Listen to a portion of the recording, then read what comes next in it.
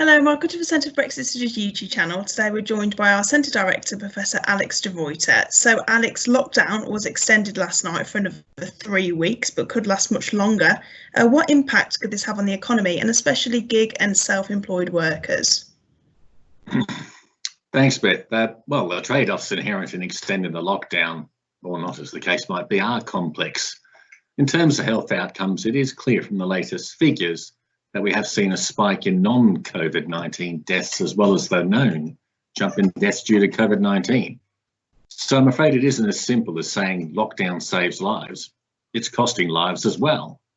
For the economy, though, the current situation is clearly hugely destructive, but it isn't clear what realistic alternatives are available. It would be economically devastating to lift restrictions, only to have to end up reimposing draconian measures shortly afterwards if the virus had another outburst. That being said, of course, the economic impact of lockdown is vast and very negative. The government's measure to protect the incomes of the self-employed workers are welcome, but we are seeing significant numbers falling through the cracks in the system, potentially 5% or more of the self-employed workforce. Ultimately, the only way, of course, as we've been arguing, that this doesn't happen is to implement some form of universal basic income, as the Spanish government, for example, appears to be moving towards. And yeah, I mean, the government acted late in imposing social distancing measures, which of course has exacerbated the present situation. The UK isn't testing in sufficient numbers to facilitate a fast exit from lockdown. Matt Hancock talks about 100,000 a day. Well, we're a long way from that still, unless of course we're prepared to accept significant additional numbers of deaths.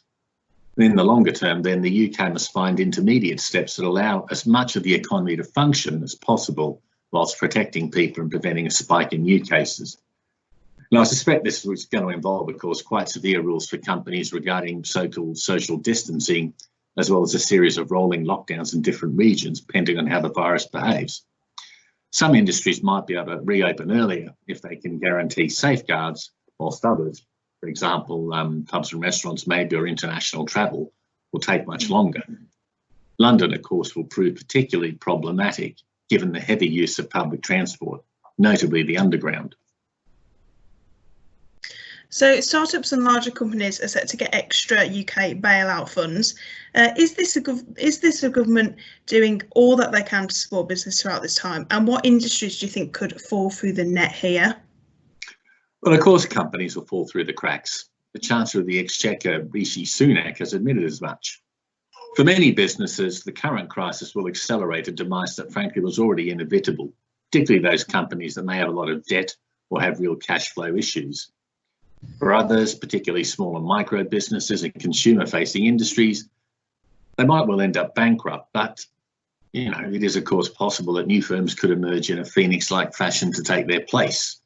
However, none of this reduces the hardship for individuals in those firms. This isn't their fault. However, many otherwise good businesses in such sectors go under during recessions, and it rarely is anyone's fault.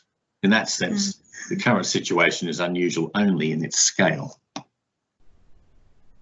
So Number 10 have completely ruled out a Brexit transition extension, Downing Street claiming that the UK must leave EU structures on December 31st so that it has the flexibility to respond to the coronavirus.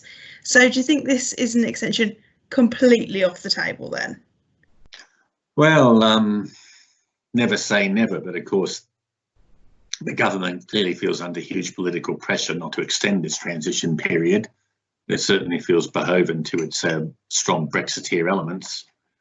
But I don't know. I mean, I think at some point practicality might force some form of interim arrangement. And I think the UK government, of course, would have every right to claim force majeure on this anyway. But look, yeah, it is nonsense to claim that de facto EU membership is restricting the UK's flexibility to respond to coronavirus. I mean, such claims belong to the realm of fiction alongside stories about 5G. This isn't really a comment about the desirability of Brexit per se, just a factual statement regarding the UK's flexibility to respond to the present situation. So do you think a no deal Brexit is even more likely now then? Oh yeah, I mean, absolutely. I mean, a no deal outcome for Great Britain, because of course, remember, Northern Ireland is covered by the protocol and the withdrawal agreement. will be the default outcome if the UK refuses to extend and no agreement is reached.